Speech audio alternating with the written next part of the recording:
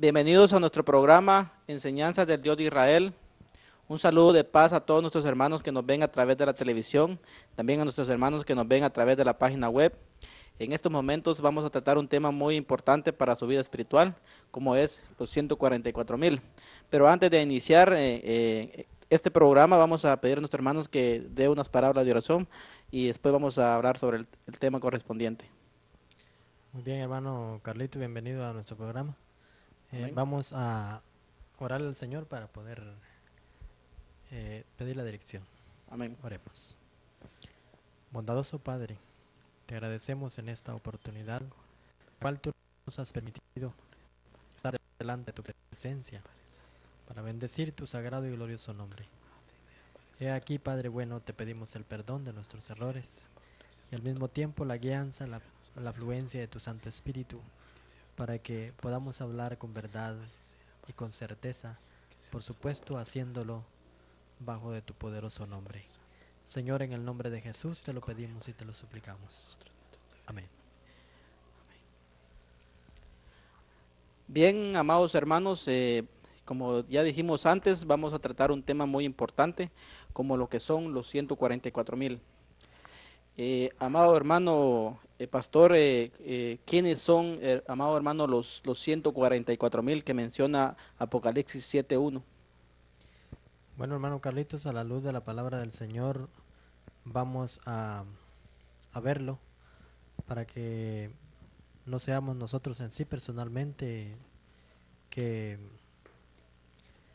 vayamos a dar esta explicación, sino que sea la poderosa palabra de Dios, para que de esa manera los que nos ven, los que nos escuchan, los que nos van a ver por medio de la página web, por medio del internet, puedan estar también seguros y de esa manera pues se acrecente la fe de todas estas personas, hermano Carlitos. Vamos a iniciar, amado hermano, con el texto que menciona sobre los 144,000.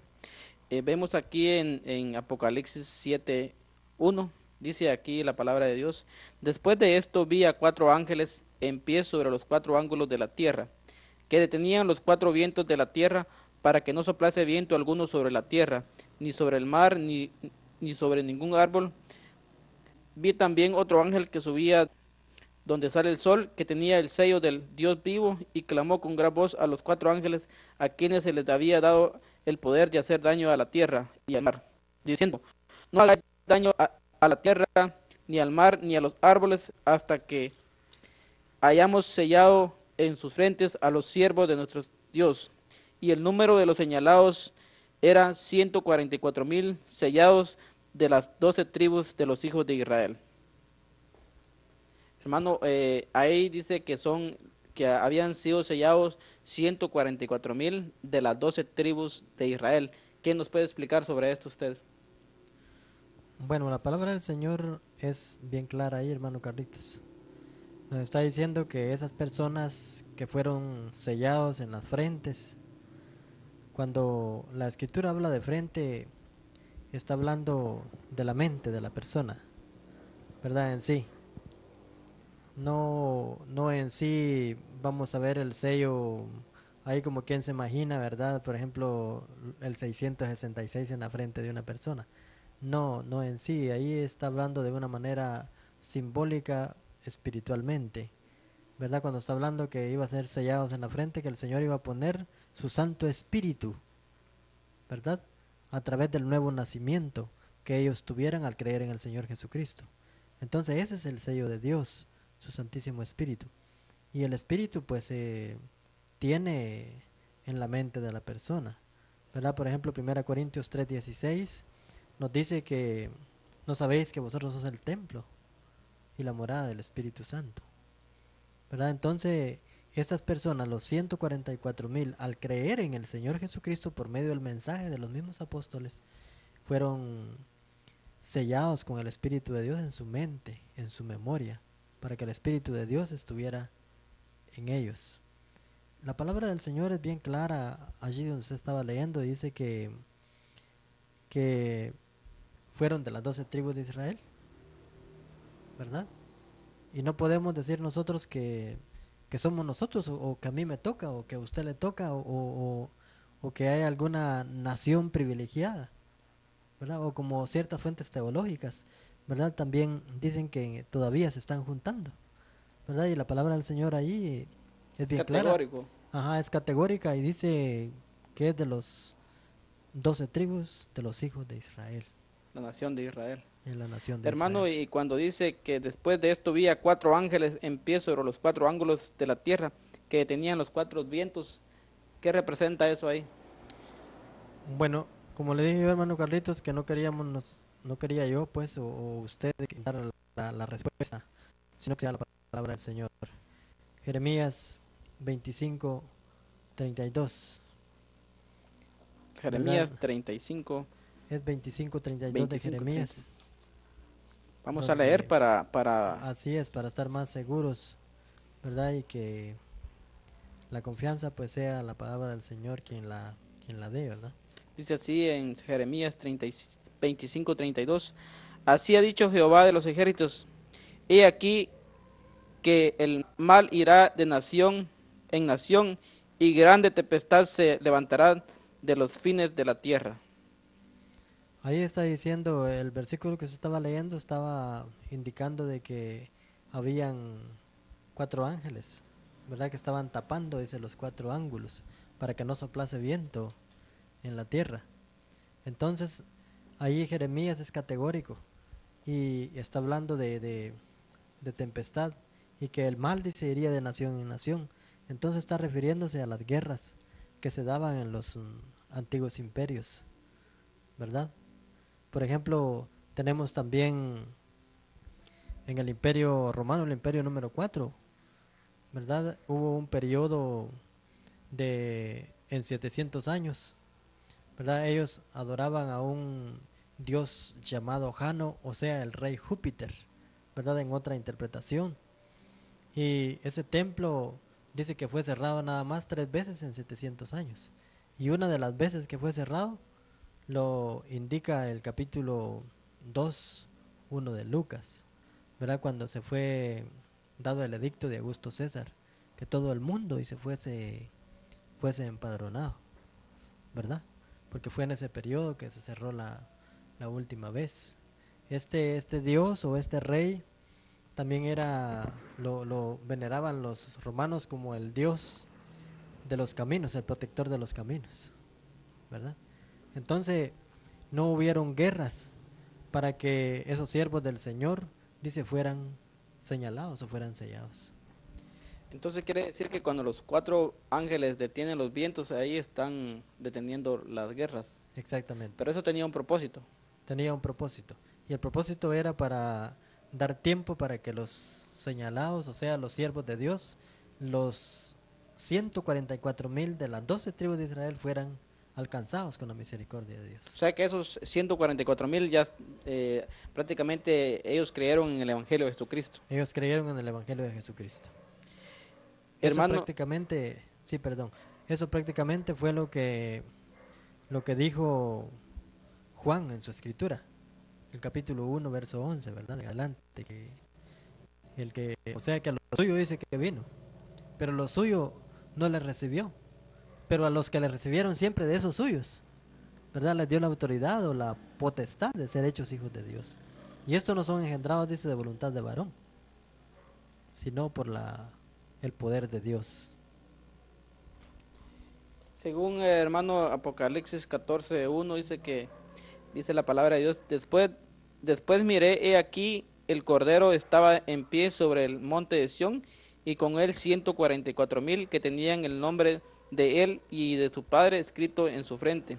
Dice, y oí una gran voz del cielo como estruendo de muchas aguas y como sonido de un gran trueno, y la voz de oí era como de un arpistas que tocaban sus arpas y cantaban un cántico nuevo delante del trono y delante de los 4 seres vivientes y los 4 ancianos, y nadie podía entrar en el cántico sino solo aquellos 144,000 que fueron redimidos entre la tierra. Pero aquí en lo que me interesa más es el que dice el versículo 4.